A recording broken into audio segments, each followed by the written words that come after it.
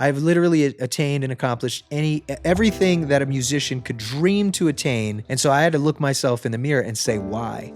And I have purposefully slowed down so that I can focus on my mental and physical health, so that I can focus on being there for my child and my wife, and that I can love and enjoy this life and this house that I've spent the last 17 years of my life building. And it is terrifying, Jay.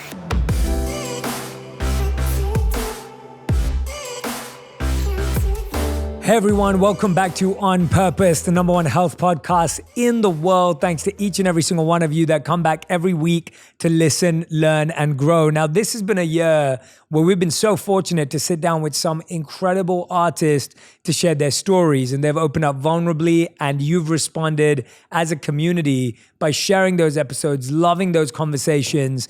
And today's guest is someone that I've wanted to speak to for a long time. I've been a fan of his music, been a fan of his flow, been a fan of his lyrics. And today we're talking about his brand new book, which I'll introduce you to in a moment. But I'm talking about none other than Bobby Hall, a.k.a. Logic, a Grammy-nominated, platinum-selling recording artist, author, actor, streamer, and film producer. In addition to his 3 #1 albums, 10 platinum singles, and billions of streams, Hall's debut book, Supermarket, made him the first hip-hop artist to have a #1 New York Times best-selling novel. And today, his new book that we're talking about is called This Bright Future by Bobby Hall. Bobby, thank you so much for making the time. Dude, that was the coolest intro ever. I feel so cool now. Thank you. That's very kind. It's a great intro because it's all true. And so I feel like if the intro was cool, then the life must be really cool because you had to live it to make it real. For sure. But we were talking about this before. The only time we've ever met is when we bumped into each other at an airport, which I loved because I saw you, I already knew who you were. And so when you came up to me, I was like, this is so cool, man. Logic stopping me at an airport. But you can finish the rest of the story. Yeah, dude. I thought it was really awesome. And my security guard is he's just a huge fan of yours. His name is Pepe. He's literally freaking out right now over here. Say, what's up? Yeah, that's Hey, Pepe, what's up? Yeah. Oh man, he's so hype. He loves you, man. Who doesn't? And so, yeah, I just saw it as a really cool opportunity to say hello and then use him as a scapegoat to also say hello. So it was really cool. No, that's awesome, man. And lots of love to Pepe. But also, I was a huge fan. And so it was nice to always just, it's always nice to just bump into someone in a very, natural way. This was obviously pre-pandemic when we were all flying and moving around. But I wanted to start off just by asking you, like, what's this time been for you? Has this been a time of deep creativity and exploration? Has it been relaxing? I know you just became a father as well last year. Like, what's this time been like for you personally? And it's kind of been a culmination of all those things for sure. So I had planned to take off 2020 anyway, just to be there for my baby, because that's when he was born in February, and my wife, and just really for the first time in my life kind of slow down, which I'd never done in my entire career. So I got a little lucky in that sense where I didn't have some big tour planned and have to cancel it and financially be dealing with, situations that I'm glad I didn't run into. So that was nice. But also at the same time, it's like, yeah, I'm constantly working. I was literally like, they were like, okay, you got 4 minutes. I'm upstairs like polishing the script that I'm going to shoot next year, which I'm really excited to work on. And so I'm constantly working. My biggest thing is balance. I think, searching for balance and trying to find balance is, well, it's impossible, right? Because it just is what it is. But I think the search is very important, and that's where I've been. And I kind of need to relax more, but my mind is always going crazy. But yeah, it's been full of creativity, working on music, books, but my big thing is with my family. I just love spending time with my family because obviously I didn't really have one growing up. So yeah, that's been my pandemic. Yeah, I definitely want to talk about that. And, for anyone who's listening right now, we are going to dive into Bobby's new book, This Bright Future. But I just recently found out that you can solve a Rubik's Cube while freestyling. And I was just like, that is the craziest multitasking opportunity I've ever heard of. Like, I've never thought of two things that are so different. Tell us about how you even discovered that you could do that. Well, I remember it was 2014 and it was Thanksgiving. and I was 24 and I was in my room and I was looking at this Rubik's Cube. And I feel like everybody has had a Rubik's Cube at some point. It's just kind of like a fun thing you have either when you're a kid or older and you throw it on a shelf. And so I really wanted to learn how to do it. So I took to YouTube and looked up a tutorial on all the algorithms. I swear to God, this is random that I have one here right now. Like I promise you, and I'll probably really butcher it while I'm telling the story. But yeah, basically what I wanted to do is I wanted to learn how to do it. And I'm a freak. Like anything that I want to get into, no matter what it is, whether it's acting, whether it's music, I mean, just even video games. Like I love mastering things, or at least trying to, doing my best to. And so I sat down and I literally just studied this algorithm. And I mean, at this point, it's like I was working on things until like these algorithms until my freaking fingers felt like they were going to fall off, which was insane. And like 10 hours later, or however long it was, I did it. And then I learned how to do it without actually having to look at the algorithms or how they were done. So then it had become muscle memory, which was really awesome. But it was a very, it was intense and pretty crazy. And then I got into like speed cubing and different things like that, which is also very nerdy, but also very fun. And yeah, man. So it was basically Thanksgiving. And before I knew it, I had learned how to solve it. And then I just kind of did it constantly. And one day I was like, all right, I'm going to take my nerd sci-fi raps on the radio with Big Boy's Neighborhood, and I'm also going to do a Rubik's Cube while I freestyle. And it could have ended badly because I could have been so nervous, which I was, that it didn't work out, but it did, and that was really cool. I swear that's just right here next to Dude, just hold that up again because that was incredible.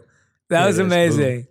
Thanks, man. That was phenomenal. I mean, like for anyone who's listening and not watching the podcast, he just solved, Bobby Hall Logic just solved a Rubik's Cube while explaining how he freestyles on Rubik's Cubes at the same time. So for anyone who didn't get to see that, please go over to YouTube or Instagram and watch that part because that was pretty epic. But I love that. You know, I love the idea of mastery. That's something that's always been fascinating to me as well. And I can geek out about mastery. But when I look at your childhood, which I got to explore through this book, you describe yourself as an orphan with parents. And I think right now in society, we're at this time where a lot of people have started reflecting more on their childhood and how it formed their habits, their behaviors, their ideologies. What are some of the, before we dive into your childhood specifically, or let's dive into that orphan with parents. And then what I really want to hear about is what were the ideologies that were created from that you found were healthy, and then ones that you found that were unhealthy. I want to hear about both. So tell us about growing up as an orphan with parents. Yeah, my dad's black, my mom's white, but I'm the only one who looks white. It was like, it's my culture, it's my people, so I fit in. It was never an issue, it was never anything. It just was what it was. It wasn't really more so until I got into entertainment and hip hop that people wanted to kind of put you into this box. My father was addicted to crack cocaine. My mother had also done various drugs. She fell into prostitution when she was young, alcoholic. It just really wasn't a good thing. She was very mentally unstable, bipolar. I'd like to think borderline schizophrenic, which was really crazy too. And yeah, I mean, I was surrounded by drugs and violence and guns and shooting guns and cooking crack and my brothers selling crack to my dad and them running around in the street. And it was just a really not like a good place to be. But the craziest thing is I am the only child between my mother and father. So I was like an only child. Although I have 8 brothers and sisters, which is really crazy on both sides, but we were never together. It was never like a family situation. And yeah, I mean, growing up, I think I'd like to, people say, oh, well, how did you make it out of that? How are you who you are today? And I always say it's like God and common sense. And I will further go on to say, like, I'm not really a super religious guy, but I also I don't hate on religion. I don't hate on people's faith. I think it's very important. I think it's beautiful. I don't see it as like sky dad, like some white guy with a beard sitting on a cloud. I don't know. I don't know if it's a guy, it's a girl, it's a this, it's a that, but I do believe in something. I believe in a higher power. And I think that mixed with common sense was like, oh, maybe don't smoke crack. Oh, seeing my mother being beaten and bloody by men. Oh, don't put your hands on a woman. It was just a weird thing where any other child or most other children would see these things and go, oh, this is life. This is what it is. You yell at a woman, you hit a woman, you do this, you do that. I was like, no, don't do that. And I don't know how or why, but I'm here and I'm definitely not smoking crack or beating my wife. So I think I'm doing all right. I think that makes a lot of sense. That resonates with me deeply. I always feel like, if someone grows up with alcoholic parents, if you had twins, one of them could become an alcoholic and one of them Yeah. could never drink alcohol, right? It's like you get to make that choice when you have an experience. You made certain choices. Was there any lessons that you learned early from either of them? Do you think there was something that kind of gave you this desire for mastery, gave you this desire for figuring things out, for living life in a specific way, or actually was a lot of it just survival and having to find your own way at 17 years old when you finally Yeah. left? It's funny that you asked that because I when it comes to mastery, yes, like I absolutely do love making something my everything, like just utterly allowing it to just engulf me. And I think maybe a lot of that is because my parents didn't necessarily do that. My mother, she had a lot of hobbies and things that she was into. She was into writing. She loved music. She loved dance. She did love a lot of things, but she never really focused on one thing, with the exception of, I guess, like reading the Bible. But she was also very hypocritical when it came to religion. And I'd also just like to say it's very important that I say this. Um, when you hear me talking about my family, I want you to know that in no way is it with malice or hatred or anger. I've forgiven these people for what they've done. And I look at them, especially now, I look at my son and I'm like, I don't know how, somebody could do this to a baby or a child, the things that I went through. My mom called me and the rest of her kids the N word with a hard R. And I remember people saying, like, oh, that doesn't really make any sense. Like, that can't be true. That doesn't make any sense. And it's like, one, first of all, don't dismiss my truth. And second, of course, it doesn't make any sense. And I've spent my entire life trying to make it make sense and then realizing, oh, it just doesn't. This is a mentally ill, broken person. This person is lashing out not only at her children, but at people around. I mean, think about it. It's kind of weird that my mother is systemically racist, and yet all of her children are with black men because she finds black people so beautiful, which really just stems from her bringing a young black man home when she was a teenager and saying, this is my boyfriend. And then her parents being like, we don't mix with their kind. It's all really insane. And there's levels of that. But back to mastery. Sorry, you'll find I go on tangents. I I love the apologize. tangent. I love the tangent. I think the fact that she never necessarily focused on one particular thing made me want to focus on one particular thing. And when you're a kid, you try different things. You play basketball, baseball, you draw, you dance, you this, you that. But there was always something about music.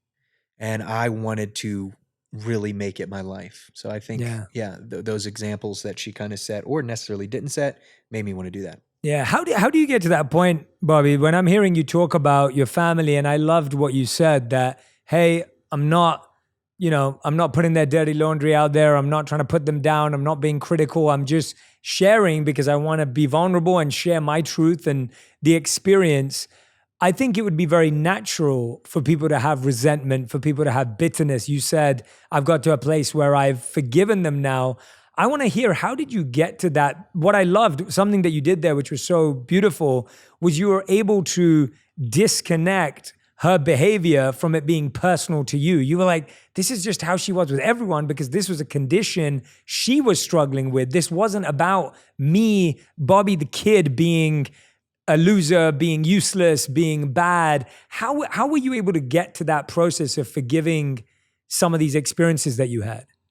I mean, definitely just maturity, growth, and I think my own personal journey as a young man, and realizing um, what dysfunction is and was. So it's like I was able to realize this is a sick person. Once again, God, common sense. I don't know, but I just knew, oh, this isn't right. It's like, I only had a few places of, I guess, neutrality, we could call it, where I would go to like the skate park and I would just see your normal average person, right? And that has nothing to do with wealth or money or this or that, but just your normal kind of regular run of the mill kid and his parents. And I'd go, oh, like I was realizing like, that like my mother never really came to the skate park to watch me skateboard. And then this kid, has his parents coming of all races and colors and people and they're just there. And I just saw this and I was like, oh, this isn't right. But I also understand. Now, don't get me wrong. There was times when I was angry. Of course, like I'm angry. Like I had to learn how to ride my bike by myself. I remember one of my earliest memories is choking on a sandwich and my mom then scolding me that I had thrown it up because I couldn't breathe, and she made me clean it up. And I'm like 5 years old. Like, no, like you clean that up and then console me and hug me and tell me everything's going to be okay. You know, like I didn't have that. But I think while I was going through it, even though there was that anger, there was these moments of like understanding, oh, there is something wrong here. And for a long time, I was angry at her and her mental state and her this and her that. But then as I started to experience anxiety and, just normal things that you do as you grow and age and mature, I realized, oh, wow, like this isn't really her fault. But I'm also not here to excuse her actions by any means. I mean, my mother, she almost killed me when I was about 7 or 8 years old. She almost strangled me to death. And then stopped in the middle of what she was doing and realized what she was doing. And I remember very vividly looking at her and seeing like, oh, so much anger. And I didn't really do anything. I was just bouncing off the walls like a kid, having fun. I wasn't, no matter what, a child shouldn't be met with almost being, essentially strangled an inch from their life. And I remember crying and having tears in my eyes. And it was almost like I was looking at her, through like underwater glasses. And then she stopped after realizing what she was doing. And I just told her, I said, it's okay, mommy. Like, I love you. Like, it's okay. And I look back at that now and realize that. But I'm more sad for her than me because I made it out. I made it out. So I don't know how I did, but this woman still has to live with herself.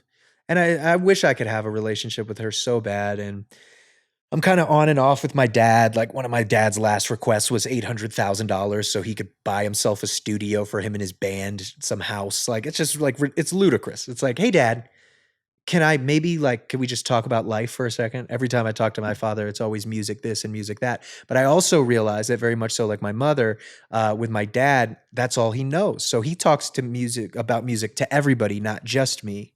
But I just think it's funny that I started to get a lot more phone calls once the name Logic started getting bigger. I thought that was weird. But when it comes to forgiveness and having this site, I don't know, man. I don't know. And writing this book was very cathartic and very beautiful, and it allowed me to forgive even more. But I know, I'm sorry, cop out. I just don't know. That's not a cop out. I appreciate the honesty, and I love what you said there, because when you look at forgiveness, it doesn't excuse the other person of their behavior. It just exits you from the baggage of carrying it. And so, I think that distinction is really important that you made there, that, hey, I was put in pain. I was almost killed. This is as bad as it went, but I don't want to carry all of that with me.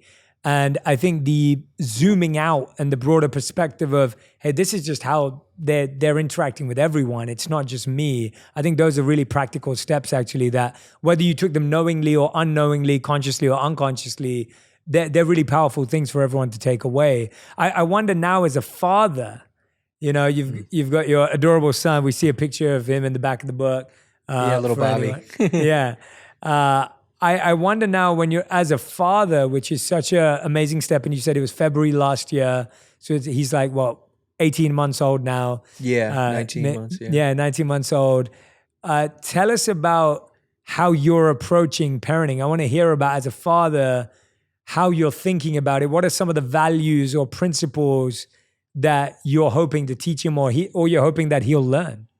My biggest thing is communication. I think it's so very important to be able to communicate with your children, and also not getting amnesia. My godmother, Mary Jo, who took me in for a nice time in my life when I was a teenager, she told me that, like, you can't get amnesia. Like, you can't forget that, like, kids do stupid things, or kids, like even just, I don't know, if you're in 7th grade and your heart gets ripped out by some boy or some girl that you were dating for like 8 days and it feels like the end of the world, and they broke up with you just before the school dance and your life is over. And it's like, as an adult, it's so easy to brush that off and be like, oh, you're fine. You'll be fine. Shut up. Yeah. But it's like, even though that's true, and even though you should say that, maybe not as callous, but it's like, don't forget, man. Don't forget that you were there, and that 7th grade is your child's entire world. So it's kind of having those things in my mind while moving forward are very important. Spending time with him is very important. And yeah, but I think communication really is the biggest thing, you know? A lot of people will just get mad when like he's in a slight hitting phase right now where he'll kind of like if he's frustrated, he'll throw something, but it's and somebody could be like, "No, you know, you don't throw things. You don't." But it's like he's so frustrated because he lacks the ability to be able to communicate with us. So it's like, okay, stop, pause, let him know, no, we don't do that. Like you don't throw things. No, you can say it sternly, but not choking them to death. Like Yeah. I think that's what's really important. And once again, just seeing this little beautiful, perfect slate of a human being is I just don't know how people can do some of the things that they do to children or that have been Yeah. done to me. It's kind of very sickening, but I believe that it's up to me to break that cycle Yeah. and be one of the first people in my family to do so. Not the only one. There's some great people in my family who have made it out. But yeah, so when I look at him, I think about that love, compassion, communication, and not getting amnesia. Yeah, yeah, I like that point about not gaining amnesia and the idea of I feel like one of the biggest mistakes we all make as humans is that we keep communicating with people from where we are, not where they are. And so we forget that we were where they are right now. And if we just talk to them, recognizing that that was us 10 years ago, 20, 30, 50, whatever it is, that would make all the difference. And now you have a vocabulary for it. We do. We understand mental illness better. We understand mental health. We understand these terms a bit better. We're getting there. How Yeah. when was it when you first started realizing that this was mental illness, this was mental health, this was their conditioning and challenges that were on a deeper level, as opposed more than just their addiction? I think just simply, like I said, by being able to make the connection or lack thereof Yeah, between a friend of mine's parents and my parents, like got just it. seeing your kind of normal person who can go and hold a job. I think my mom only ever had like two jobs. I think she Mm. worked at a supermarket for a little bit and she worked at Chick-fil-A and she could not stand people telling her what to do. And I realized that. And yet then she would tell me what to do. And yet I had to just suck it up and take it. And then even with myself, like I said, me going through anxiety was like a big eye opener. And I remember my first panic attack. I was like 13 years old, and it was really scary. And my mom had gone away. Well, I mean, she just went to the store for like an hour. But I had this panic attack, and I started to realize I was dealing with like separation anxiety from my mother, and that a lot of our relationship was more based on brainwashing, which sounds crazy, but the having this feeling that I needed her and that if she wasn't there, like my entire world would crumble. And I didn't know how to deal with anxiety. And honestly, I only really learned how to deal with anxiety much later in life, like in my late 20s. I'm 31 now. And even right now, Jay, like I'm pretty anxious right now. I don't know why. It's really weird. I felt fine before I got on in front of the camera. And even right now, like I have this like feeling of anxiety. And maybe it's a number of things. Maybe it's I'm recounting my childhood. I have a book that's come out. So many things that are going on in my mind. I'm fine. I know I'm fine. I'm drinking water. I'm talking to an amazing human being. Everything is okay. And yet internally there is still is a part of me that feels a little jittery and a little nervous and a little this and a little that. And I've learned how to deal with that. And instead of like freaking out, I just go, "You're fine. It's okay. Feeling this way is normal." I remember speaking with my therapist, and she told me, I was like, "I hate the fact that I feel anxious." I was like, "There's people out there that don't really, they just have kind of general anxiety, but they don't have that anxiety where it can also affect them physically, where they feel weird or they feel like they could pass out or this or da da." And she was like, "Yeah." And then sometimes it happens to them, like Tony Soprano, when they're in their 50s trying to feed the ducks and in their pool, and then that's just their life after that. And she said the thing is not like you have to accept that that's just who you are and that's the way your life is now, and do the best that you can to combat and deal with that anxiety and those emotions in the most positive manner possible. So it wasn't until I started truly understanding what anxiety meant and how much it can affect your day-to-day personal and professional life that I even grew more sympathetic towards my mother and all the things that she was dealing with. Yeah, well, I want to thank you for sharing that. And also just to say that I do think it's natural and extremely brave when you're sharing such personal accounts of things in your life and you're putting them out there. And we know the world we live in where everything we say is, it's natural for you to feel that way. So I really appreciate you even opening up and sharing that. And I just want you to know that I think you're sharing your story, not just on this interview, but in this book, in a way that is going to help so many people with their perspective. So I want you to know that. And I also want you to know that we all have anxiety. I officiated someone's wedding this weekend, the weekend that just went. And my wife said it to me. She was like, Jay, I've never seen you this anxious or stressed in your life with anything you do. And I was like, because it's someone's wedding day. I was like, and people were like, oh, but you've done this a million times and you've done it. And I was like, it doesn't matter how many times I've done it. It's someone different and it's their wedding day. And this is an important moment for someone. And what I've realized, and I love what you said there because I do something similar, I've redefined my relationship with anxiety that I feel anxious when I care. So I know that when I'm feeling anxious, it's because it's something good about me, is that I care. I'm a human that loves and cares and is compassionate and wants to serve these two beautiful people that I wedded, that I love and that love me and I have a relationship with. It's because of that. I'm not scared about what someone thinks about it or how it goes. I'm anxious because I care about these two people and I feel they deserve something special. It's funny you say that because another thing that I had dealt with everybody deals with it, is intrusive thoughts. You're aware of this, right? Intrusive thoughts. So it could be the craziest thing. It could be your baby falling to its death. It could be you, I don't know, punching a store clerk and you're just like, oh my God, why would I think that? How could I think something so despicable, or whatever the case may be, these dark thoughts. And I remember talking to my therapist and she was like, well, one, those aren't really your thoughts. You're not thinking that. She was like, that's kind of douchebag brain, as she put it. She was like, it's just these thoughts that pop into your head. And you need to understand that that's also like conscious, like your conscious recognizes that and is then terrified. And so I think when it comes to anxiety and the things you care about, it's like, oh my God, if I think about my baby dying, it's because that's the most precious thing to me. If I think about, I don't know, like I said, punching some clerk in the face, it's like violence. I hate violence. So it's these things that my brain is doing that I'm kind of then freaking out about, but it's about how we deal with that. If we then focus on it too much and obsess, why would I think that? Why would I think that? Why would I think that? Then every time we're in a situation where that thought is then triggered, then it just becomes more intense. And the key there is to not really focus on it, is to really not think about it, understand that it's a thought. It's a disgusting thought that you didn't even think in your head. It just somehow popped in and you were like, oh my goodness, to hell with you. And that's also how I feel about anxiety. I think there's a difference between legitimately like, oh, I'm starting to see stars, or I feel like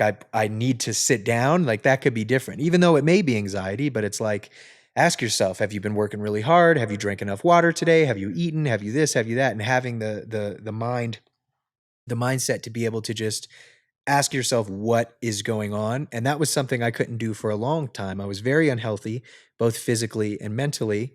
And once I really learned how to utilize these tools, my life became better. But I mean, I still get anxiety. Like it sucks. Yeah. But it also is great. I mean, I'm not going to say anxiety is great. Anxiety just sucks, but it's, look at this great conversation we're having because of it. I've made songs about it. I've written parts in scripts about it. I get it and I understand it. And because of that, it's actually allowed me to connect with people on such a deeper level, and being willing to go. Because I'll tell you this, man, I love rap. I love hip hop. It's a beautiful place. It's also a negative place, just like the world is. But I have met a lot of rappers where I try to have like deeper conversations with them and they just don't do it because I think they're also scared and to internalize how they're feeling. But I did have one guy and I'll never forget. He was like, bro, I wish I could be you. And I was like, what do you mean? I'm like the nerd rapper who solves Rubik's Cubes and raps about sci-fi. You're like, you're that dude, you got the cred, even though low key I've shot guns and cooked crack. So I guess I have the cred as well, but I don't really perpetuate that life. And he was like, look, man, he was like, I'm scared. He was like, that was so long ago. That's not who I am anymore. And he's like, I like video games. I like this. I like that. I wish I could just be myself. And when he said that to me, I realized that all the years and times that I'd been made fun of in hip hop or this or that well, at the end of the day, I may have been made fun of by a certain sect or quote unquote cool group or the jocks of rap, but at least I was always myself and never had to pretend to be somebody I was not.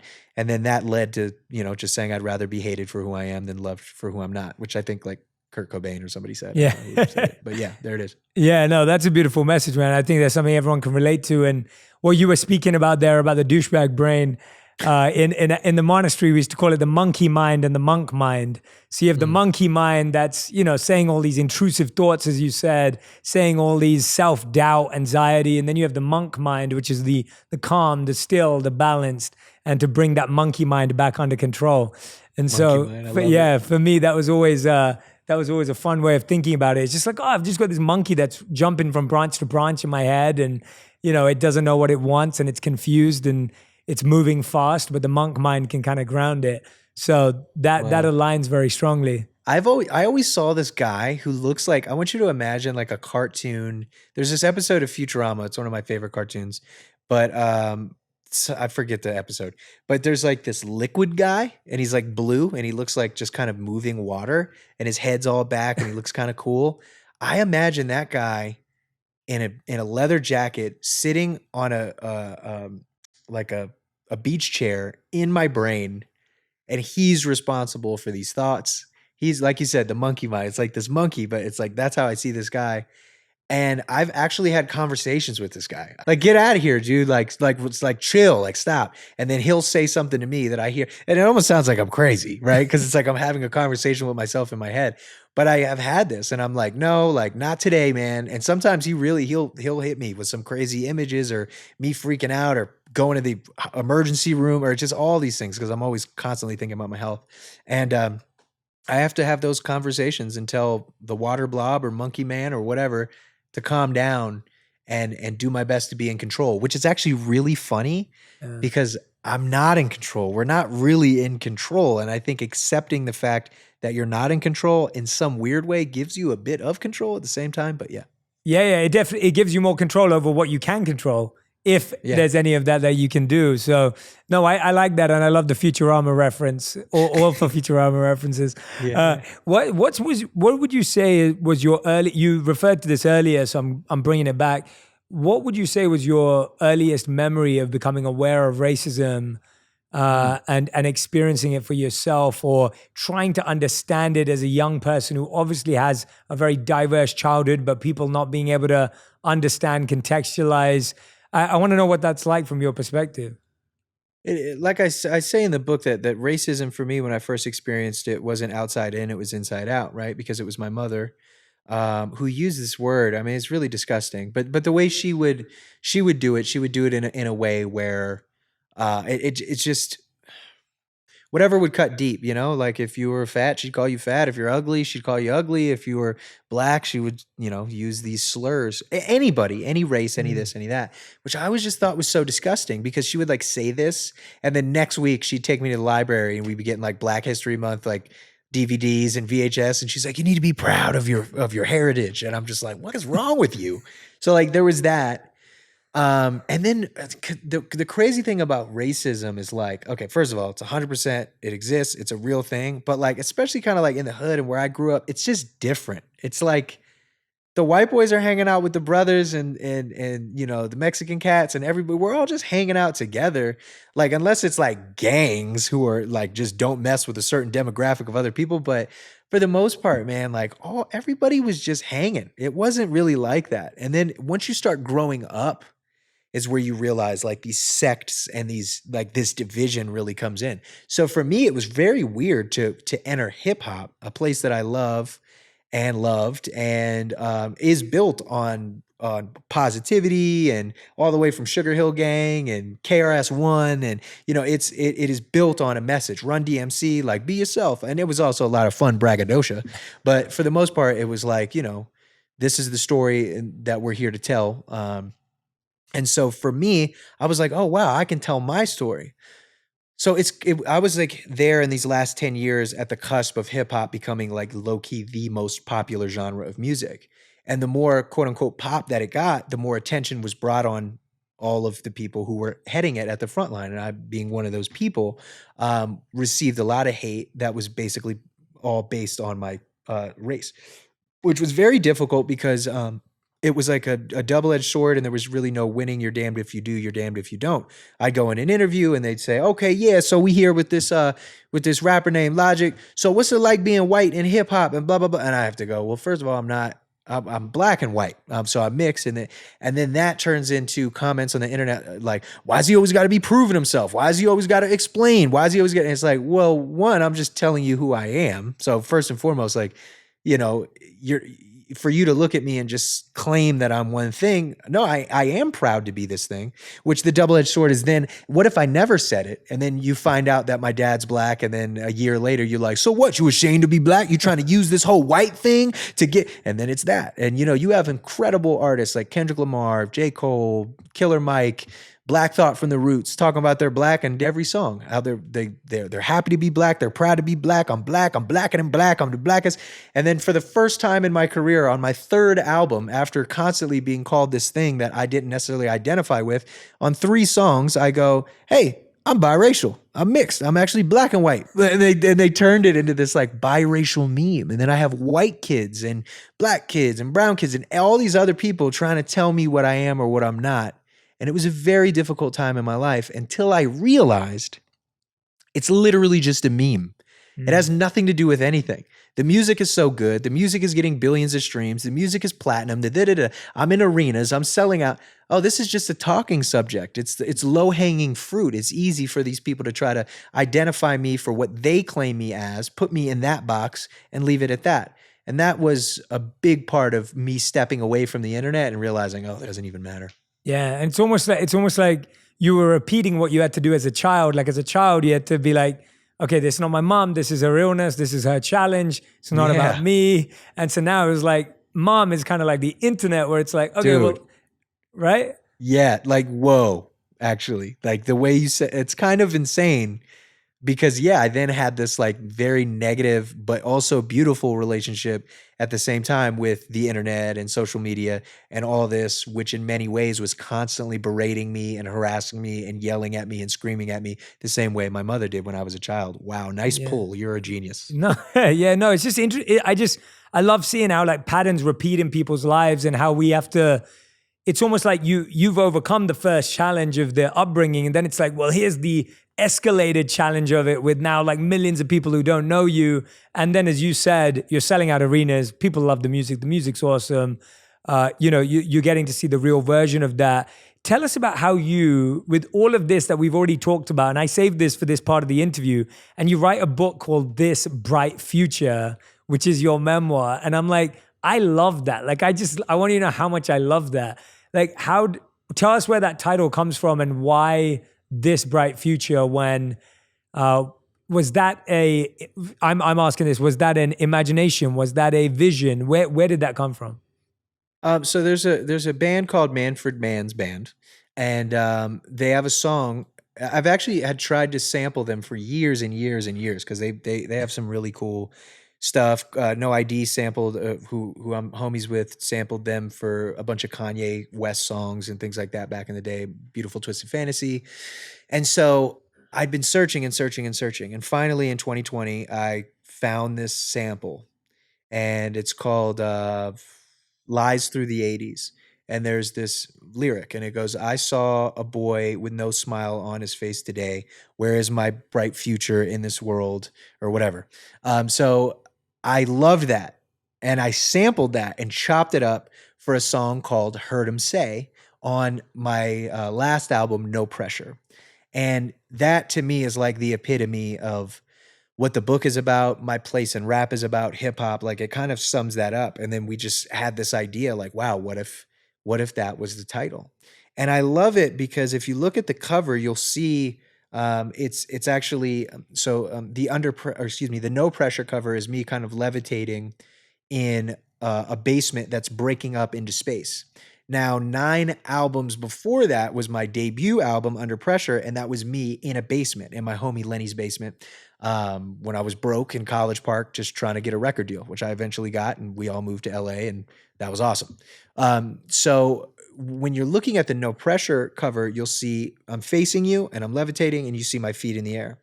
for This Bright Future, the memoir cover, you'll see it's actually from the back of my legs, and then it's a reflection. So I'm this grown man, kind of like rising and heading in towards the light, not the darkness. And then you see a child falling into darkness, which to me kind of represents my birth and where I spent my entire childhood. But somehow falling into darkness, I levitated into lightness, and I don't know, or into the light, excuse me, and I have no idea how that happened, but that's what that all means to me. I love that. I want people to see that because I do think it's beautifully artistic and Thank you. and absolutely stunning. And I wanted to hear you describe that to everyone because yeah, I just love symbolism and I love visuals that can make you feel something. And I think when you see this, everyone can. I'm looking at it right now, and I'm going. I can relate in my own way to what it feels like to be that kid that's falling, and I can relate in my own way to what it feels like that person that's elevating. And I wonder this. When I speak to you, when I read the book, Bobby, it's like you have such a great understanding of psychology, thought, the mind. When did you get fascinated with how this all works? What were you reading? What were you listening to? Who were you speaking to that help you understand that the way you speak is so structured and thought out and you recognize where things sit and how they are? Where did that come from? Where did it get nourished? And how did you grow that? Well, thanks, man. You make me sound like smart or something. Dude, you're very, I meant it. I really mean it. I really mean it. I think I've always loved language, and I think it's a beautiful thing. I wish I had a doper vocabulary like Neil deGrasse Tyson or something. I was hanging out with Neil deGrasse Tyson, and he was like saying equivocal or what. I was just like, I need to step my game up. When I was younger, though, I saw the power of words, and I would study the dictionary, and I would study the thesaurus. I also wanted to separate myself from any, of my contemporaries or even my predecessors in hip hop as well. Now, I'm not saying that I think I'm this like, I use words they don't use. Not at all. You take somebody like Nas. I mean, this dude was doing the same thing back in the day in the projects and on Queensbridge, and he was using words like cerebral. Like nobody would say that. Like he would be. Other cats were just like, yeah. Take a gunshot to the head. He'd be like, take a gunshot through the cerebral cortex and the spine. And I'm just like, yo, this is so cool. I also have always just been so inspired by Quentin Tarantino. And, he didn't go to film school. He just did it. And he was like, he made movies his life. He studied film in a way that you just couldn't even do at film school. He learned things like on the street. And that's how I felt when it came to, I guess just my mentality about life. Like I looked at people like Alan Watts, who has one of the greatest quotes I've ever heard personally, says, anything you can be interested in, you will find others who are. And that in and of itself alone is what inspired me to be me, is to be this guy who has come from being surrounded by drugs and guns and violence, but wanting to rap about anime and sci-fi. And I think studying great minds and reading and I'm mainly a visual audio person, honestly. But yeah, taking the time to read and just study is what helped me grow as a man and a musician. I mean, I didn't even graduate high school, man. I got kicked out. So it's like, I think formal education is awesome and it's important depending on where, the trajectory of your life and where you see your path going and your career. But not for me, man. School of Hard Knocks, dog. Like, I don't know how it worked, but I'm glad it did. But I also think that it's like, I'm just like a regular dude who made some kind of okay decisions. And I also love that, I always hated teachers who spoke down on you. That like when you ask a question, they almost made you feel stupid for doing so. So it's like, I'm a professional at my craft. I'm a master at what I do. But in no way do I ever want anybody to feel either intimidated or like I think I'm so knowledgeable in my world that they feel like we can't even have a conversation. So I think there's levels to also the vocabulary that you use when having conversations with people, because it's like, dude, you want to be down to earth, you want to be regular, but you also want to let people, know that you know what they're talking about. So. Yeah, for sure, man. It's a great. I was literally just about to ask you about school after that when you mentioned it. I was gonna say, because you felt like school gave up on you. And I think there's a lot of young people that feel that way, where school gave up on them. And I loved what you said. You're not discouraging anyone from following a traditional school pattern or whatever it may be. But when you think about school, I wonder if Logic was to set up a school, inspire a school, what would be some of the exciting classes and lessons that would go on in that school? Video game testing, that's the number one.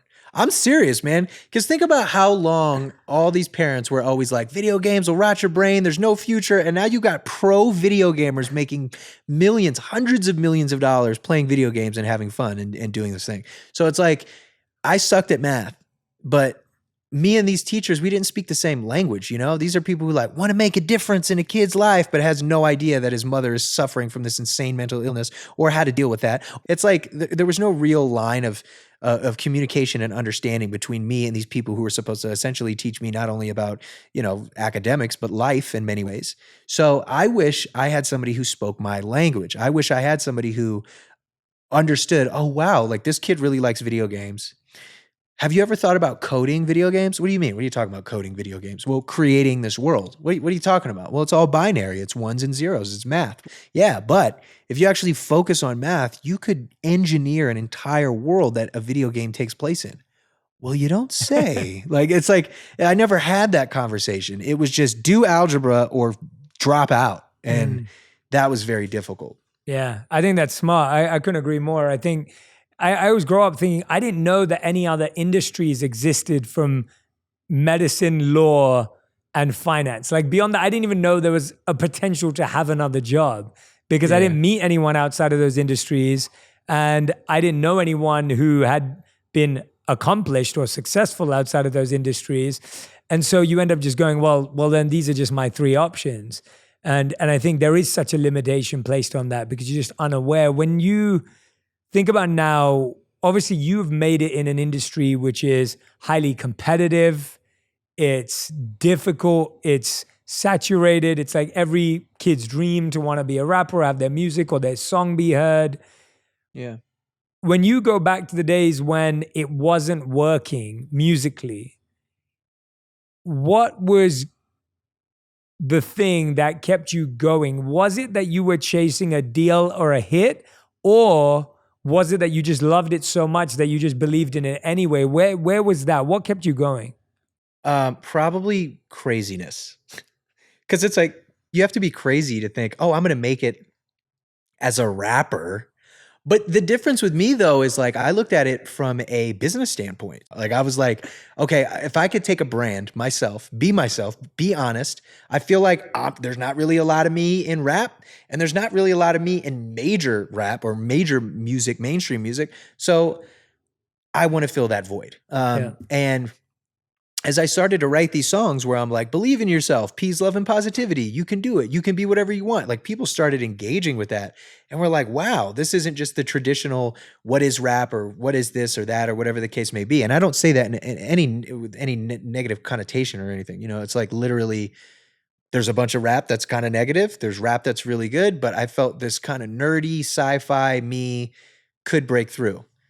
I don't know why. And I think it was insane that to even begin to think that. But it was just like week by week, little by little, things were improving. Whether it was 10 extra followers on Twitter, I was also utilizing and using social media in a way that these platforms hadn't known about it, or they weren't ready for what was coming. Because it was cats like me, Kendrick Lamar, J. Cole, Mac Miller, Wiz Khalifa. We were utilizing this as a space where we didn't need a major label. And if we put out a song that was catchy enough, people could decide what they wanted to listen to. And so radio was dying, MTV, all that stuff was kind of out of there. And there was just this pocket of where you have these like blogs, like this song is sick and Two Dope Boys, and people could go to a blog to find what they want and what they love. And that allowed me to shine and do it. And the bigger I got, there were certain things that I was chasing. I was chasing being able to go on tour by myself, being able to make a lot of money, hopefully having a hit record. But it's funny. I had a very slow burning career, and I amassed a lot of fans. I was playing arenas before I ever had a hit song with 1-800.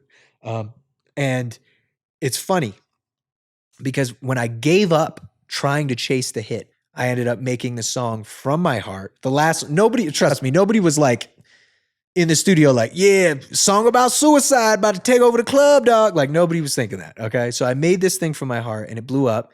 And then after that, I was just kind of like, well, I'm here. I made $30 million that year. I was doing records with Marshmello and Eminem. And I was just like, let's go, go, go, go, go. And then I realized after over a decade, I was on this hamster wheel and I was doing it. And it's like, how many number ones can you have? How many platinum plaques can you have? How many this can you have? How many that can you have? I've literally attained and accomplished everything that a musician could dream to attain, with the exception of winning a Grammy, which is merely just a glorified pat on the back. And so I had to look myself in the mirror and say, why? And I have purposefully slowed down so that I can focus on my mental and physical health, so that I can focus on being there for my child and my wife, and that I can love and enjoy this life and this house that I've spent the last 17 years of my life building. And it is terrifying, Jay. I'm just going to be me and do me. And it's not about the money. It is about value over fear. And I used to value money and success and being that guy over my health. Mm. And I will never do that ever again. That's beautiful, man. Well said. I'd picked out a few of your lyrics that were my favorite. I want to read this one. It's from Confessions of a Dangerous Mind. You said, searching for bliss only led me to searching for hits, only led me to battle depression. I done learned my lesson because fame never lessened the pain. And you know, that lyric for me is so powerful to what you just said right now. And I think, you know, for someone who has had so much success, it's incredible, because I feel no matter how many times you hear that, you have to go do it for yourself, right? No matter all the successful people I speak to in the world, I'm like, every one of them feels exactly how you do, but every one of them will say, I had to go there to be able to accept it. But it seems like you've really allowed yourself to accept it genuinely, and your family's become such a focus. I want to hear more about what does it feel like to you to be a husband, to be a father? Like we started there when we were talking about your child. How have you prioritized that relationship in your life? Like, what does that mean to you to, you know, be in a relationship in a way that you'd never seen before growing up? Well, one, I just want to say you quoted one of my favorite albums, and an album that was actually commercially my least quote unquote successful album because of the things I was discussing on that album, and yet it's still to this date my most popular album. It's really funny how that works. So I just want to say that. My relationship with my son and my wife, just family, it's the greatest thing in the world, because when I was going through things or feeling a certain way, you just look at this child and you go, my kid is healthy. So what if somebody on the internet's like, you're not black? You know what I mean? It's like my wife is happy. So what if somebody on the internet's like, you suck at rapping? Like, it's these things are so minuscule and they don't matter. And I'm looking at what actually matters. But it is difficult, once again, to know. But it comes down to value over fear. There is fear that me stepping away, I may not be as big because I'm focusing on my family and my personal and physical and mental health. But I value that so much more than the fear of what could come. I mean, I haven't been on the internet in 2 years, and I've only ever jumped in if I like grab my assistant's phone just to like tweet something, and I could tweet something, and as soon as it goes up, I get like auto responses.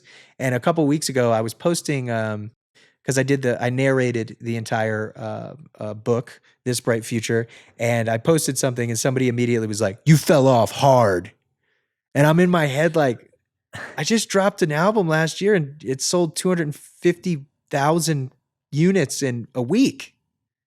Is that falling off? Like, you know what I mean? Yeah. And then I remember what the internet does to you, and it makes you question yourself and second guess yourself. And it's also very pay to play. The less time I spend on Instagram, if I have 6+ million followers, every time I post, I don't see the same amount of love or this or likes or views that I used to, because I'm not constantly on it anymore. So now I literally either have to pay for ads and space to get all this. It's just kind of like a sick thing where if you pull away, you can't leave where you kind of left off. But once again, I look at my boy and I realize that it's the Matrix, man. Like none of that matters. Also, I'm excited for that new Matrix movie coming out. Yeah. Yeah. Shout out to the Matrix movie. But no, I really appreciate hearing that from you, because I think as creatives, whatever space we're in, everyone focuses on that feeling of becoming irrelevant.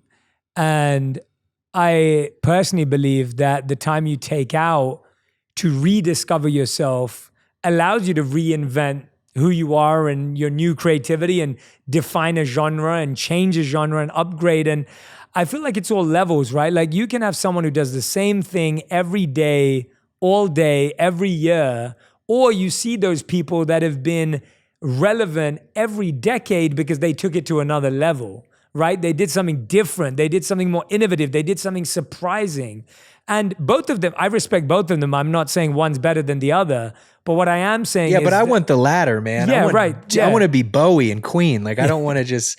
You're right. Like, I don't want to just be out here, like, working myself to death. I'm sorry, I didn't mean to cut you off, but I agree with what you're saying. But it's just so scary, especially in rap, where it's like you're either on all the time or you're not. But I'm going to be honest, Jay, like, I'm not excited. There's not an ounce in me that feels like touring right now, that feels like really going hard and like promoting an album. Like, I don't want to do that. And if I don't want to do that, then I shouldn't. I should wait until the music is there. I am excited and I cannot wait to go out and do it. And I think I've dropped one minimum, sometimes 2 projects a year for the last 12 years of my life. Wow. I think I'm going to chill out. Yeah. You know? Well, I think that's the trade-off, right? Like when people hear that, if you're at the beginning of your journey and you're listening to Bobby right now and you're going, oh yeah, he's right, let me just lay back and let me take my time. That probably is bad advice, because at that time in your life, at that phase, and I always say that to people, don't look at what people are doing at their stage, look at what they did at your phase. Like look at what they did in when they were your age, when they were in your time, when they were just beginning, because that's the difference, that you've now earned a platform. You worked hard for that. You built that. And that now gives you the flexibility to adapt and reinvent and recreate and focus on your family. Whereas there was a time when all you had to do was give it all you had because you had to be present. And so I think the mistake is what you said. It's almost like what you call like broke mindset almost, where you continue to live like you don't have anything. Right. And if you continue to live that way, mentally, emotionally, financially, spiritually, then you can't sustain that. And I think that's what happens, is that when you're on that journey upwards, if you don't at one point realize, oh no, now I do need to start investing in my health. I do need to start investing in my mind. I do need to start. It's like athletes. The athletes that have lasted are athletes that realized after they won everything that they needed to eat right. They needed to sleep right. They needed to change their fitness schedule. And that's why people like Tom Brady still playing, right? Cristiano Ronaldo in Europe, if you're a soccer fan, still playing at 36 at the top of the game. So I feel like that's what you see, these shifts in leaders, if that makes sense. Yeah, you just snapped so hard. That makes all the sense of the world. Yeah, I wholeheartedly agree with that statement. Thank you, man. Well, I appreciate you. We're gonna go to. You've been very generous with your time. We end every On Purpose segment with a final 5. So this is a fast 5 rapid fire round where every question has to be answered in 1 word or 1 sentence maximum. Easy for a freestyle rapper and a musician. And you can answer in lyrics if you like to. So the first question is, what is the best advice you've ever received or given? Be yourself. What is the worst advice you've ever received? Be yourself. I'm serious. So that depends on who you are. No, explain why it can be the worst. I'll give you more words. I think it's the best, and it's really incredible because you are not a fraud. You are yourself, undoubtedly. You are you, and that is amazing. But also when you are yourself, at least in my genre, and you put your whole life in a book and you put your everything that you are, your love, your passion into records, and it's you, it's not a persona. It's not, you're not an actor playing, a role that just wasn't received well in this movie, and you're Brad Pitt and you go on to make a bunch of other, like, you're you. So when your highs are high, they're high. And when they're low, they're low. And when you are yourself, you're not always loved, or you might be kicked and, pulled down to the pits of hell, but at the same time, being yourself can open up heaven's gates. So I know it's crazy, but you said fire off rapidly. I love it, man. Those two are difficult. Yeah. It's great. All right. Question number 3. If you could have a dinner party with 3 other people, dead or alive, who would they be? Be yourself. No, I'm just kidding. It would be, I would have to say Quentin Tarantino. Hold on. Let me think. Dinner party? Freddie Mercury. Oh man. Dude, I'm so happy you said that. I love Freddie Mercury and Queen. I was not expecting that. They're the best. And probably Carl Sagan. I want to be a fly on the wall at that dinner party. Either Carl Sagan or Malcolm X. That would be the most. Tarantino and Malcolm X.